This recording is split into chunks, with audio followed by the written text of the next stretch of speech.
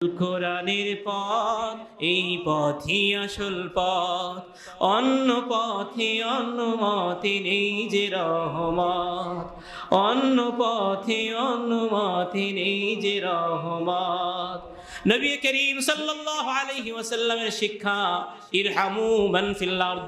কোরআন তো বলল কোন মুমিনকে মারা যাবে না।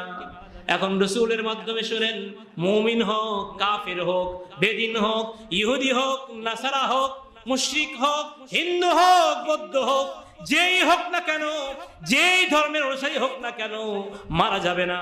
বরং নবী করিম সাল্লাল্লাহু আলাইহি ওয়াসাল্লাম বলেন, ইরহামু মান ফিল আরদ আর রাহিমুন ইয়ারহামুহুমুর রহমান। যারা আল্লাহ সৃষ্টির প্রতি সদয় হয়, রহমান আল্লাহ তাদের প্রতি সদয় হন।